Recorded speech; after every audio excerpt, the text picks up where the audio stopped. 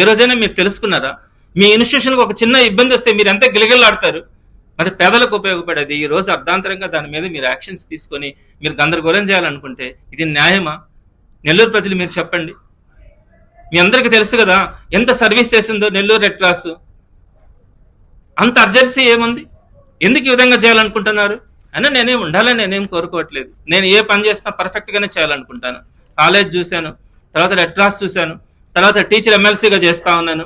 ఆ తర్వాత ఇప్పుడు నాకు ఒక బాధ్యతని 5 సంవత్సరాలు ప్రతిపక్షంలో ఉండాలన్నా కూడా నిజాయితీగా జగన్మోహన్ రెడ్డి గారు ఏ నిర్ణయం తీసుకున్నా జగన్మోహన్ రెడ్డి గారు అడుగులు అడుగేస్తూ ప్రతి దాన్ని కూడా వైఎస్ఆర్సీపీ నాయకులకు కానీ కార్యకర్తలకు కానీ అండగా ఉంటూ వారికి అన్నదమ్ముడులాగా నేను ఉండాలనుకుంటున్నాను. వారి కష్టాల్లో కష్టంగా నేను నడుస్తాను.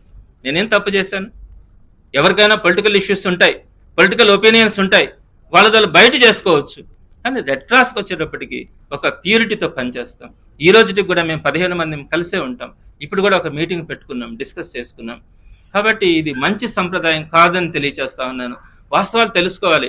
మీకు అధికారం ఉందని, అధికారం చేతిలో ఉందని ఇష్ట ప్రకారం చేస్తారా? వైఎస్ఆర్సీపీ గవర్నమెంట్ లో కూడా టీడీపీ చైర్మన్స్ చాలా దగ్గర ఉన్నారు, చాలా జిల్లాల్లో ఉన్నారు. నేను పేర్లు ఇప్పుడు చెప్పడానికి ఇష్టపడను. కానీ ఎవరిని కూడా ఏమీ డిస్టర్బ్ చేయలేదు, ఏం మాట్లాడలేదు. సరే ఇక్కడ కూడా చేశారు, దానికి కూడా కాదనట్లేదు. పెట్టుకోండి, మీ ఇష్టం వచ్చినట్లు పెట్టుకోండి, ప్రజలే న్యాయం చెప్తారు. కానీ ఒక 15 రోజులు 20 రోజుల్లో రాజీనామా చేస్తామని అంటే కూడా నాకు నేను సిటీ ప్రజలకు అందుబాటులో ఉండాలని ఈ విధంగా చేయడం అన్నది ధర్మం కాదు, న్యాయం కాదు, ఇది మంచి సంప్రదాయం కాదు అని నేను నారాయణ గారికి చెప్తా ఉన్నాను. నేను నారాయణ గారికి ఒకటి చెప్తా ఉన్నాను, నేను ఈ రోజు రాజీనామా చేస్తున్నాను చైర్మన్ గా. నేనైతే మీకు భయపడి మాత్రం కాదు, రెడ్ క్రాస్ ని రోడ్లలో పెట్టడానికి కానీ, రెడ్ క్రాస్ గురించి ప్రతి ఒక్కరు చిలవలు పొలవలుగా మాట్లాడడానికి కానీ, రెడ్ క్రాస్ ని ఏలెత్తి చూపించడానికి కానీ ఏ ఒక్కరికి అవకాశం ఉండకూడదు. సో నేను స్వచ్ఛందంగా నేను చైర్మన్ గా నేను రాజీనామా చేసినా కూడా ఆ ప్రాజెక్ట్స్ ఏదైతే ఉన్నాయో తలసేమియా చిన్నారులకు సంబంధించి మీ అందరికీ తెలుసండి, ఎన్ని బోన్ మ్యారో ట్రాన్స్ప్లాంటేషన్స్ చేసి ఎంత మందికి మనం పునర్జన్మని కలిగించాం. ఈ రోజు వాళ్ళందరి కోసం 20 బెడెడ్ క్లినిక్ కడతా ఉన్నాం, ఒక బ్యూటిఫుల్ గా కడతా ఉన్నాం. బ్లడ్ బ్యాంక్ ని అద్భుతంగా రెనోవేట్ చేయబోతా ఉన్నాం. స్పాస్టిక్ సెంటర్ కి ఒక మంచి ప్లే గ్రౌండ్ ని రెనోవేట్ చేస్తా ఉన్నాం. 20 days లో వాటన్నిటిని పూర్తి చేయాలి. నాకు సంబంధించి నేను ఫుల్ టైమ్ గా దానికి సంబంధించి అవన్నీ కంప్లీట్ కావడానికి దానికి ఏదైనా ఆర్థిక సాయం కానీ ప్రతి ఒక్కటి కూడా నేను దగ్గర నేను కంప్లీట్ చేస్తాను. అదేవిధంగా నారాయణ గారికి కూడా చెప్తా ఉన్నాను, మీ తరం కాదు రెడ్ క్రాస్ లాంటి స్వచ్ఛంద ఆర్గనైజేషన్స్ ని మీరు ఇబ్బంది పెట్టడానికి కానీ, దాన్ని నేను ఒకవేళ చైర్మన్ గా లేకపోయినా కూడా ప్రజలు ఎవరు ఊరుకోరు, అలానే రెడ్ క్రాస్ మెంబర్స్ ఎవరు కూడా సహించరని తెలియజేస్తా ఉన్నాను. తప్పకుండా మేనేజింగ్ కమిటీతో పాటు నేను నడుస్తాను.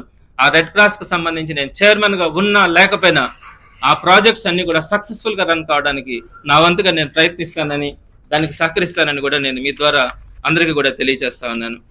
ఇవి నమస్కారం.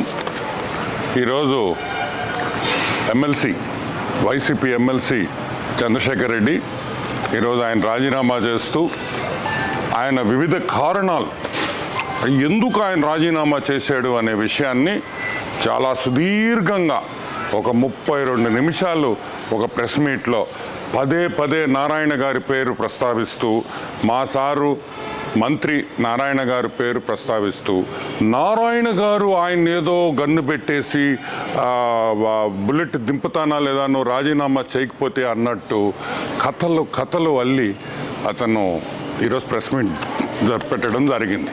ఈరోజు మేము సూటిగా ఒకటి అడుగుతున్నా, 2019 వరకు అసలు నువ్వు రెడ్ క్రాస్లో మెంబరే కాదు. అసలు నీకు రెడ్ క్రాస్ యాడుందో తెలియదు, రెడ్ క్రాస్లో ఏం చేస్తారో తెలియదు నీకు. నువ్వు 2019లో రెడ్ క్రాస్లో మెంబర్ అయ్యావు ఫర్ ది ఫస్ట్ టైం. ఒక్క డ్రాప్ బ్లడ్ ఇచ్చావా ఈరోజుకి? ఒక్క డ్రాప్ బ్లడ్ రెడ్ క్రాస్కి ఇచ్చావా అని మేము అడుగుతున్నాం. ఈరోజు 2019లో నువ్వు రెడ్ క్రాస్లో మెంబర్ అయ్యి నువ్వు ఏదో ఉద్ధరించినట్టు, నువ్వు ఏదో చేసేసినట్టు, అసలు రెడ్ క్రాస్ నువ్వే మోసినట్టు, అసలు రెడ్ క్రాస్ బిల్డింగ్లు నువ్వే కట్టినట్టు, నువ్వేదో పెద్ద రీసెర్చ్ ఫెసిలిటీ పెట్టినట్టు నువ్వు మాట్లాడావు. అసలు గతం మర్చిపోతున్నావు చంద్రశేఖర్ రెడ్డి. మీ నాయకుడు మీ హాఫ్ టికెట్కి ఎట్ట మైండ్ దొబ్బింది, నీకు కూడా మైండ్ దొబ్బినట్టుందని కూడా మేము ప్రశ్నిస్తున్నాం. మేము ఈరోజు అడుగుతున్నాం, రెడ్ క్రాస్ స్థాపించింది ఫస్ట్లో నెల్లూరులో రామచంద్ర నాయుడు, డాక్టర్ సివి సుబ్రహ్మణ్యం వాళ్ళు ఆ రోజు 5 లక్షల రూపాయలు ఖర్చు పెట్టి ఈరోజు రెడ్ క్రాస్ని ఈ స్థాయికి తీసుకొని వచ్చారు. వాళ్ళకి మీకు తేడా ఏం తెలుసా? రెడ్ క్రాస్లో ఎప్పుడు రాజకీయాలు లేవు. అసలు నువ్వు ఎట్లా రెడ్ క్రాస్ ప్రెసిడెంట్ అయ్యావు చెప్పు. Maithili school owner Manohar Reddy panel గెలిచింది.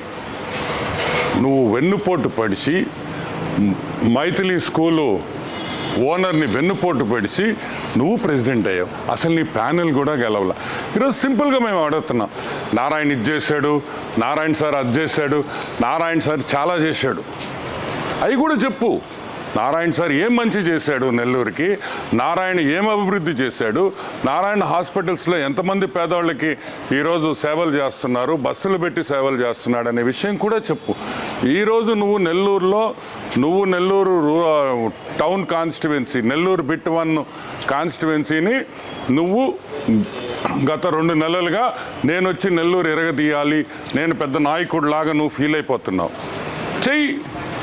నువ్వు రాజీనామా చేసిన దానికి నారాయణ గారికి సంబంధం ఏంది? తప్పే ఉంది. ఎంఓయూ అడిగితే మీ అబ్బసొత్తు అడిగావా? నీ స్కూల్ ఎంఓయూ అడిగావా? రెడ్ క్రాస్ ఎంఓయూ అడిగావు. తప్పేంటి? It is bloody cancer related. ఈ కామన్ సెన్స్ లేకుండా నువ్వు మాట్లాడుతున్నావు. నీ మీద ఈరోజు నేను చెప్తున్నాను చంద్రశేఖర్ రెడ్డి, నీ మీద మేము స్పాట్ పెట్టాలనుకుంటే, నీ మీద మేము గన్ను పెట్టాలనుకుంటే, నిన్ను బెదిరించాలనుకుంటే నువ్వు ఒక్క స్కూల్ కూడా నడపలేవు. ఏ రోజైనా నీ స్కూల్స్ దగ్గరికి వచ్చాడు నారాయణ? నీకు అడ్డంకులు పెట్టాడా? ఇంకా మీరు పెట్టారు, మీ ప్రభుత్వం పెట్టింది. మీ జగన్మోహన్ రెడ్డి నారాయణ సార్ని అరెస్ట్ చేయాలని చూశాడు, స్కూల్స్ ఇబ్బంది పెట్టాడు. ఎన్ని విధాలుగా ఇబ్బంది పెట్టాడో మాకందరికీ తెలియదు అనుకుంటున్నారా మీరు? ఈరోజు మేము అడుగుతున్నాం, నువ్వేం పెద్ద పుడింగివి కాదు. నీకు స్పాటు, మళ్ళీ దీనికి ఒక స్కెచ్, అంత సీన్ లేదురా అబ్బాయా నీకా. ఏంద్రే నీ మీద కూడా మేము స్కెచ్ చేయాలంటే మేము ఇంకా మాకుండే పొరుగు కూడా పోద్ది. ఇలాంటి బచ్చాగాళ్ళని మేము ఏమి స్పాట్ పెట్టబల్లా, నెల్లూరు ప్రజలే మీకు స్పాట్ పెడతారని కూడా నేను ఈరోజు హెచ్చరిస్తున్నా. ఇంకొక విషయం, రెడ్ క్రాస్లో నీ కాలేజీ వాళ్ళు, మీ దగ్గర ఉండే టీచర్లు, నీ స్టూడెంట్లు అందరూ సభ్యత్వం. మేము అడుగుతున్నాం, దాని మీద హైకోర్టుకు వెళ్ళున్నారు. నువ్వు చేసిన అవకతవకలు అన్నీ తీస్తాం, ప్రతి ఒక్కటి తీస్తాం. రెడ్ క్రాస్లో నువ్వు చేసిన అవినీతి చరిత్రను కూడా బయటకు తీస్తామని కూడా మనవి చేస్తున్నా. ఇంకొకటి కూడా, ఇది ఓన్లీ వార్నింగ్. నువ్వు చదువు చెప్పే అయ్యోరువి, మా నారాయణ సార్ చదువు చెప్పే అయ్యోరు, నువ్వు కూడా చదువు చెప్పే అయ్యోరు. కాబట్టి ఈరోజు చాలా డీసెంట్గా మర్యాదగా మాట్లాడుతున్నా. దయచేసి ఇంకొకసారి నారాయణ సార్ నిన్ను బెదిరించుంటే 100% ప్రూఫ్తో రా. ఇంకొక విషయం, అన్నీ తీస్తాం. రెడ్ క్రాస్కి నారాయణ సార్ న్యాయం చేస్తారు. రాజకీయాలకి అతీతంగా రెడ్ క్రాస్ పనిచేస్తుందని కూడా నేను మీ అందరికీ మనవి చేస్తున్నాను. ఈరోజు ఈ దరిద్రం పోయింది కాబట్టి రెడ్ క్రాస్కి మంచి రోజులు వచ్చినాయి. నెల్లూరు రెడ్ క్రాస్ ఇంకా కూడా డెవలప్ చేస్తాం. అవసరమైతే ఇంకా కూడా, ఇప్పుడు ఆల్మోస్ట్ 1.5-2 సంవత్సరాల నుంచి అసలు నిధులే లేవు, డొనేషన్లు లేవు, దాతలు లేరు. తిరిగి దాతలను తీసుకొని వస్తామని మనం చేస్తున్నాం.